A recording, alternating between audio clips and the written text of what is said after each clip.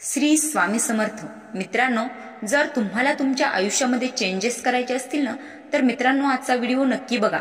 आवडला तर लाईक करा आणि असेच व्हिडिओ पाहण्यासाठी चॅनलला सबस्क्राईब देखील करा. स्वतःला इतकं बदला की दुनिया पाहतच राहील.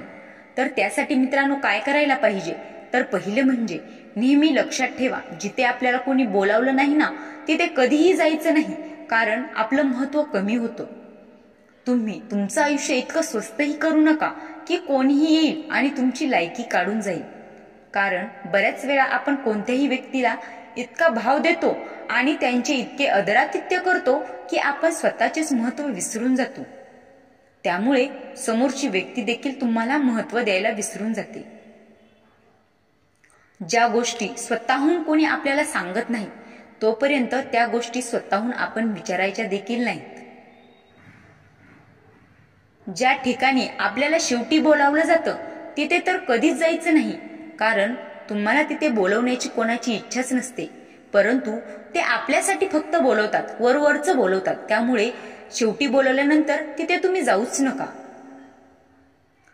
कारण तिथे जाऊन तुम्ही स्वतःचं महत्त्व हे कमी करून घेऊ शकता. त्या लोकांना नशिबाला दोष देण्याचा काहीच हक्क नाही, ज्या लोकांनी यश मिळवण्यासाठी आयुष्यात कधीच प्रयत्न केलेले नाही. आयुष्याला कधीही दोष देत बसू नका. उलट जीवनामध्ये असे काही करून दाखवा की जे लोक तुम्हाला सोडून गेले त्यांना पश्चाताप झाला पाहिजे. आयुष्यामध्ये नेहमी एक गोष्ट लक्षात ठेवा, सगळ्या गोष्टी नशिबाने मिळत नसतात. काही गोष्टी मिळवण्यासाठी स्वतःला सिद्ध करावं लागतं. त्यासाठी आधी स्वतःला सिद्ध करा.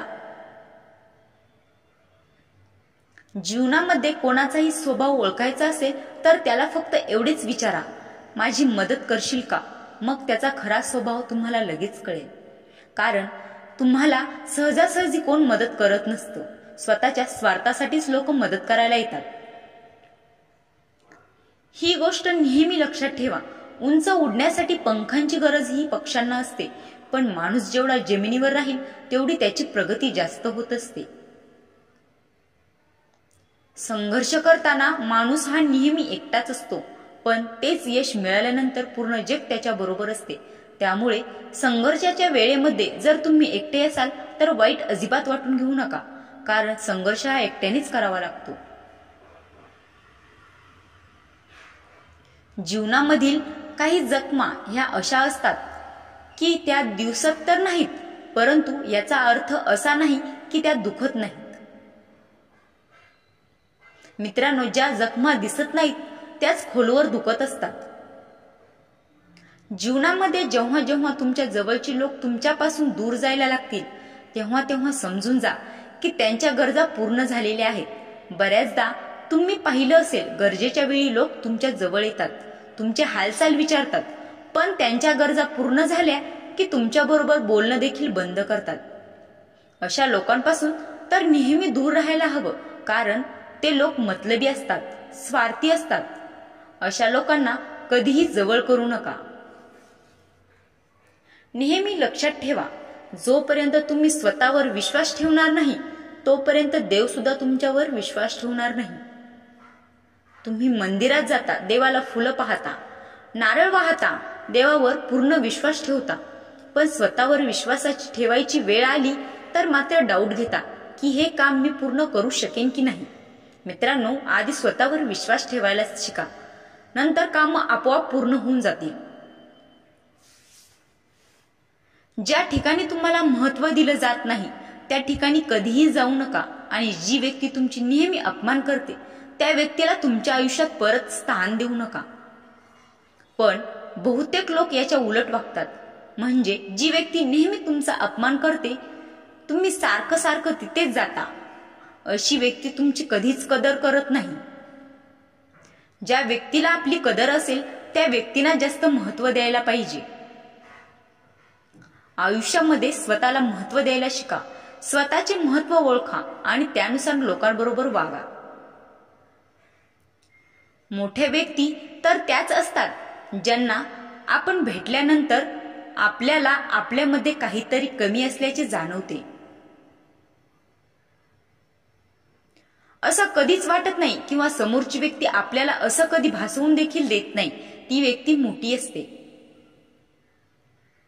प्रार्थना कधीही वाया जात नाही, पण लोक योग्य वेळेची वाट पाहत नाहीत. त्यामुळे ज्या गोष्टी त्यांना मिळणार होत्या त्याही मिळत नाहीत. जीवनामध्ये साधे सरळ लोक ही नेहमी धोका खात असतात, कारण ते चुकीच्या लोकांवर विश्वास ठेवतात. बऱ्याच वेळा तुमच्या बरोबरही असं होत असेल की तुम्ही चुकीच्या लोकांवर विश्वास ठेवता आणि मग तुम्हाला पश्चाताप करायची वेळ येते, तुम्हाला धोका देखील मिळतो. माणसांना समजणे खूप अवघड आहे, कारण माणूस वेळ आणि परिस्थितीनुसार त्यांचा स्वभाव बदलत असतो. जशी वेळ आणि परिस्थिती बदलते तसा माणूस देखील बदलतो. एक व्यक्ती जेव्हा दुसऱ्या व्यक्तीवर प्रेम करत असतो तेव्हा ती म्हणते की मी तुझ्यासाठी मरायला देखील तयार आहे. पण काही वेळ गेल्यानंतर तीच व्यक्ती म्हणते की मी तुझा जीव घेईन. तर याच्यामध्ये बदललं काय? तर फक्त वेळ आणि परिस्थिती. तर मित्रांनो, जीवनामधला प्रत्येक आनंद हा पैशावर अवलंबून नसतो, तर परिस्थितीवर अवलंबून असतो. कारण एक मुलगा फुगे घेऊन खुश होतो तर दुसरा फुगे विकून खुश होतो. मित्रांनो, आजचा व्हिडिओ आवडला असेल तर लाईक करा आणि असेच नवनवीन व्हिडिओ पाहण्यासाठी माझ्या बिंदास्त मराठी चॅनलला सबस्क्राईब करायला विसरू नका. धन्यवाद.